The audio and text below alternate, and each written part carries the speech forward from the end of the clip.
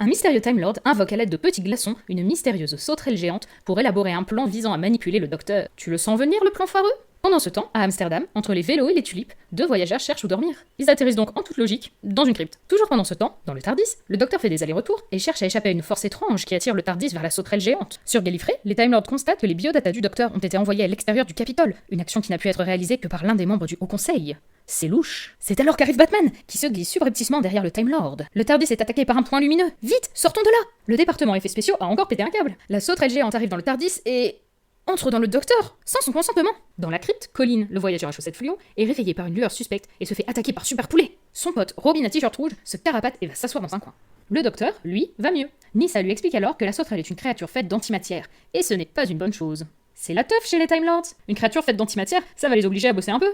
Damnable business. Mais ils n'ont pas de soucis à se faire. Le commandant Colinours est là pour rapatrier le TARDIS du docteur à la maison sans que les chefs aient à se bouger les fesses. Robin revient à la crypte, chercher son sac de couchage et Colin, mais il n'a pas l'air dans son état normal. Le docteur arrive sur Gallifrey. Flairant quelque chose de louche, il part explorer les couloirs, mais le commandant Colinours lui tire dessus. Each and every time the Doctor returns to Gallifrey, there's violence. Il débranche le TARDIS et les y enferme.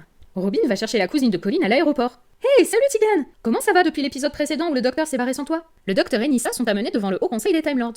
You are welcome to Gallifrey, Nyssa. C'est vrai que jusqu'à présent, l'accueil fut charmant. Le docteur veut faire ouvrir une enquête pour découvrir quel membre du Haut Conseil a transmis son bioscan, ayant permis à la créature d'antimatière de se lier à lui. Mais le Lord Président Borusa préfère plutôt exécuter le docteur pour renvoyer la créature dans sa dimension. Time Lords, I beg of you, think what you're doing.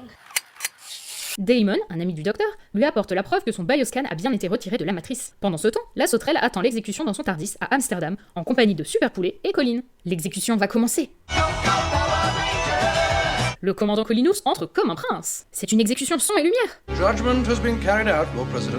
No, not the Doctor, he can't. Non mais t'emballes pas, il est juste en train de planer dans la matrice. I must be in the Matrix. The Matrix is everywhere. Le Castellan et le commandant sentent qu'il y a anguille sous roche et que l'exécution ne s'est pas déroulée comme prévu. Bon, allons un peu à Amsterdam. Ah, le moment semble mal choisi. Retournons donc sur Gallifrey, où Nyssa et Damon sont accusés d'avoir saboté l'exécution. Dans la matrice, la sauterelle promet au docteur de le libérer s'il n'interfère pas, et lui force la main en menaçant Tegan. Please, Doctor. De retour sur la terre ferme. Allons donc voir les copains. Pendant ce temps, comme à son habitude, le Haut Conseil blablate autour d'une preuve inculpant le Lord Président Borusa comme étant responsable de ce joyeux chahut. Mais le coupable est en fait le conseiller Edin, le pote du docteur. Le docteur est choqué et déçu. Edin apprend au docteur que la sauterelle est en fait... Omega. Et tous ces omégas sont essentiels pour la santé. Le Castellan débarque et tente de tuer le docteur, mais Edin ne l'entend pas de cette oreille. Mais c'est trop tard! Omega a pris le contrôle de la matrice! Il n'y a pas une minute à perdre. Le docteur pousse très fort pour entrer dans la matrice. Tegan l'informe qu'ils sont à Amsterdam. C'est parti mon kiki! La visite d'Amsterdam peut commencer. La réceptionniste d'auberge la moins consciencieuse du monde leur file des infos privées sur Robin qui pourraient les mener à la planque d'Omega, qui a déjà commencé son transfert. Allez, pas de temps à perdre! Dégage grognasse! Les voilà dans la crypte, mais Super Poulet rôde. Raté! Nyssa le réduit en chicken wings. Le docteur brandit une arme. Ça doit vraiment être sérieux. Omega est presque entièrement fait de matière. Boum!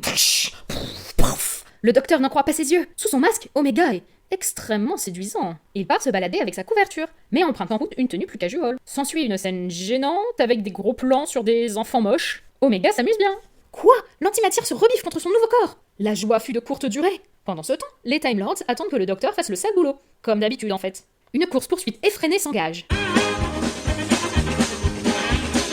Omega est coincé. Il va tout faire péter. Quel feu d'artifice. Oh, la belle bleue. Voilà, c'est réglé. Il est temps de retourner au boulot, Tegan. I got the sack. Youpi!